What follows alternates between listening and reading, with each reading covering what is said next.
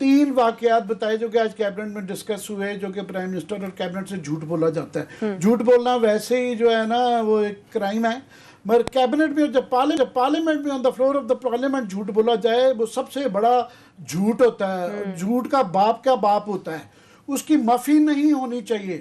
और यहाँ एक मजाक बनता है कि प्राइम मिनिस्टर को और कैबिनेट को झूठ पे झूठ बोले जाते हैं, क्योंकि सबको पता है कि इमरान खान साहब ने कुछ नहीं करना है, हो कह के कोई नहीं होता, ये वो 2 साल से ये हो रहा है। सबसे बड़ा ये जो झूठ, ये इसका बैकग्राउंड मैं बताता हूँ कि ये जो लड़ाई हो रही है ना सेकंड टर्मिनल की एक्स्ट्रा कैपेसिटी यूज करने में, लोग इसको ज़रा टेक्निकल समझते हैं, मगर आपके बिजली के बिल और गैस के बिल इन्हीं की वजह से ज्यादा आ रहे हैं। सो इसलिए हम हमेशा कहते हैं जरा गौर से सुन लीजिएगा ताकि पता हो नेक्स्ट टाइम आप तड़प रहे हो। ये वो झूठ था प्राइम मिनिस्टर और कैबिनेट के साथ जो बोला गया कि ये जब सेकंड टर्मिनल जो है इसकी कैपेसिटी जो है वो था कि ये थर्ड पार्टी को बेची जाए।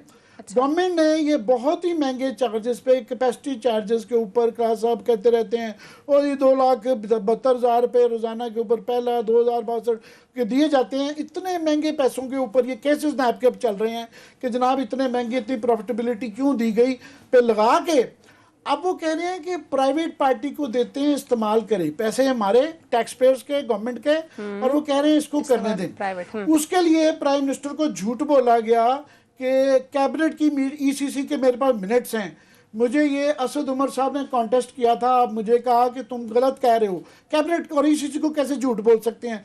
मैंने उनको ईसीसी के मिनट्स दिखाए, वो मैं यहाँ भी कल परसों दिखा दूंगा अगर कोई शक करेगा दोबारा, कि जनाब उसके अंदर ये कहा गया कि हमारे लिए लीगली लाजिम है, कानूनी तौर पे ये इजाज़त देता है कॉन्ट्रैक्ट के इनको अलाउ किया जाए, जबकि वो कॉन्ट्रैक्ट भी मेरे पास मौजूद है। उसके अंदर जो PLTL गवर्नमेंट की कंपनी है उन्होंने भी लिख के कहा कि जनाब हमारे पे लाजिम नहीं है कानूनी तौर पे, दोनों पार्टियों की जब तक कंसेंट ना हो, गवर्नमेंट की कंसेंट ना हो, हमारे पे लाजिम नहीं है।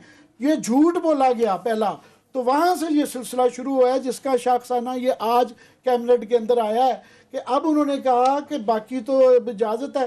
पहले टर्मिनल को यूज़ नहीं किया गया जिससे 700-800 मिलियन डॉलर का नुकसान हुआ। फिर कहा कि क्योंकि ये हम यूज़ नहीं कर रहे तो देखें ना अब ये प्राइवेट लोगों को बेच देते हैं, हालांकि ना यूज़ करने की कॉस्ट जो है साहब 4 मिलियन है, और अगर गवर्नमेंट खुद यूज़ करे तो उसमें से सही टाइम पे सही कार्गो मंगवाए तो 50 मिलियन का प्रॉफिट होता है डॉलर के, 50 मिलियन डॉलर, ये 45 मिलियन डॉलर का फ़र्क है जो है।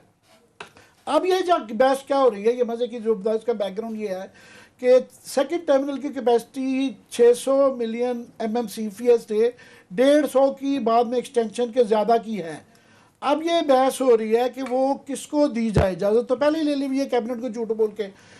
मोस्ट प्रॉब्ली नदीम बाबर साहब जो हैं या वो इकबाल ज़ैद अहमद साहब को या किसी और पार्टी को फेवर करना चाहते हैं, और ज़ैदी साहब शायद किसी और को फेवर करना चाहते हैं। एंग्रो है और इकबाल ज़ैद अहमद। अब ये थोड़ा एक्सेस दे रहे हैं ना, ये बाहर पार्टियों ने ये इस्तेमाल टर्मिनल करना है। हम ये कहते रहे हैं कि ये गलत है कि गवर्नमेंट ने ये इसको नहीं करना, ये गवर्नमेंट को 150 खुद यूज़ करना चाहिए ताकि इसमें से फ़ायदा उठाए, और ये 50 मिलियन डॉलर बचाते हैं। ये कह रहे हैं क्योंकि हमारी एक्स्ट्रा कॉस्ट जो है 5 मिलियन की खर्च होती है, उसको बचाने के लिए गवर्नमेंट को खुद रखना चाहिए, ना नदीम बाबर की पार्टी को देना चाहिए ना ही ज़ैदी साहब की पार्टी को। असल बात ये है। दूसरा ये है कि इससे रिलेटेड जो है, जो आपने कैबिनेट की तफसील बतानी थी वो आप उसमें ऐड कर दीजिएगा कि मुराद सईद साहब उन्होंने कहा यार जनाब ये महंगाई का जो है ना, क्योंकि असद उमर ने पिछले दिनों ये ब्रीफिंग दी है कैबिनेट को कि जनाब ये सारी जो हम कहते रहते हैं कि एनर्जी का ट्रॉयका झूठ बोलता है, उन्होंने कहा बिल्कुल आप झूठ बोलते हैं। ये सर्कुलर डेट भी जो है 2.3 ट्रिलियन पे चला गया है, ये भी बढ़ रहा है, और ये आप झूठ बोल रहे हैं कि गैस की और बिजली की थेफ्ट भी बढ़ रही है, आपकी ज़ीरो परफॉर्मेंस है। अच्छा। तो ये वो मुराद सईद साहब ने वहाँ से स्टैंड लेके उन्होंने कहा जनाब हमें जो ये गालियाँ पड़ती हैं और जो मुल्क में तंग है महंगाई का, वो उमर यूब साहब आपकी वजह से है, एनर्जी की वजह से हमें पड़ता है। और ये आज शुरू हुआ, और वो बिल्कुल उस सेंस में सही ये कह रहे थे क्लास साहब कि अभी सूरत हाल ये है कि हम ये बताते रहे हैं कि सबसे बड़ी इनकी गलती कि $2 पे जब गया था ये अगर 5 साल 10 साल का कॉन्ट्रैक्ट कर लेते तो ये $600 मिलियन बचा सकते थे। सारी दुनिया ने किया, इन्होंने नहीं किया। वो बिल्कुल टाइम ज़ाया कर दिया। और उसके बाद से जो है अब अब $2 की बजाय कतर को तो रोते हैं ना कि जी बड़ी महंगी ले ली। अब 15%, वो 13% ऑफ ब्रेंट था, अब 15% के ऊपर जा चुकी है। LNG का रेट जो है इतना महंगा वो हो गया हुआ है कि कतर की मुकाबले से भी ज्यादा हो गया हुआ है। ये तो कह रहे थे कि जो प्राइवेट पार्टीज जिस पे अली जैदियन कंपनी ने नए वो टर्मिनल और लगवाए इशू हैं, है, वो और इशू है टर्मिनल का। ये जो इस वक्त जो ये स्पॉट बाइंग हो रही है इस वक्त, जो उसका स्पॉट भी ये बाइंग कह है, रहे थे कि वो हम 15 लो प्राइसेस पे ले रहे वो हैं। 15 लास्ट में मैं क्विकली बता दूं कि इस वक्त आज एक खबर छपी है कि जनाब क्योंकि IPPs के साथ नेगोशिएशन बड़ा बेचा गया कि जी हमने उनसे देखे ना नेगोशिएट करा के इतने पैसे निकलवा लिए। और हमने बताया था कि क्योंकि नदीम बाबर साहब की अपनी भी IPP है और इनके उमर यूब के ससुराल की भी है। आज उन्होंने उधर से हटा के उसकी जगह पे हफीज शेख साहब उस कमेटी में आ गए हैं, क्योंकि पहले माफिया से, गवर्नमेंट के माफिया से बाहर के माफिया बात कर रहा था।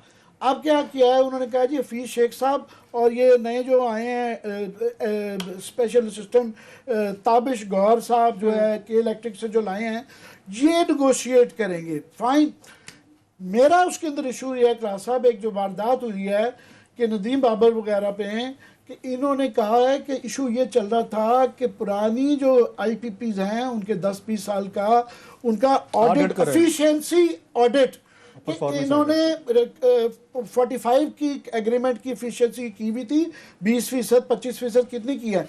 अब ये कर रहे हैं स्टे लिया हुआ है इन्होंने MOU जो साइन किया है, मोस्ट प्रोबेबली ये कोशिश कर रहे हैं, खुद भी इसमें नहीं बैठ रहे, मगर ये कह रहे हैं ताकि कंपनियों को ये आज़ाद कर दें कि 20-30 साल की जो चोरी की है ना हम अदालत में जा सकेंगे ना हम इंटरनेशनल कोर्ट में जा सकेंगे, क्योंकि उनको कहेंगे ओके आपको ये चोरी का ऑडिट नहीं करवाएंगे। चोरी का ऑडिट होना हमें फ़र्क नहीं पड़ता कौन कमेटी के अंदर बैठा है, हमें उसका एफिशिएंसी ऑडिट चाहिए है। ये एक असल बात है सर। एफिशिएंसी ऑडिट से मुझे याद आया जो आजकल इनके जामी साहब हैं ना, मेरा ख्याल है पावर के शायद सेक्रेटरी हैं, अभी हैं एविएशन के, आजकल पावर सेक्रेटरी थे।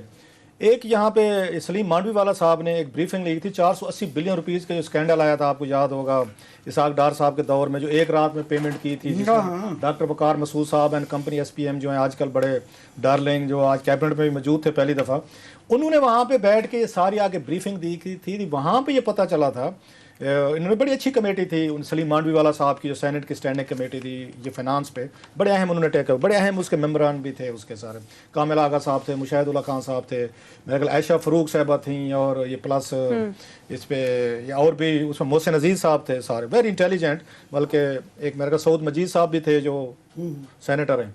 इन्होंने जब ये पूछा तो उसमें पहली दफ़ा मुझे पता चला, ये बात आई थी एफिशिएंसी की, कि एफिशिएंसी ऑडिट क्यों नहीं होता इनके। एफिशिएंसी ऑडिट आम आदमी को समझाई जाए क्या चीज़ होती है।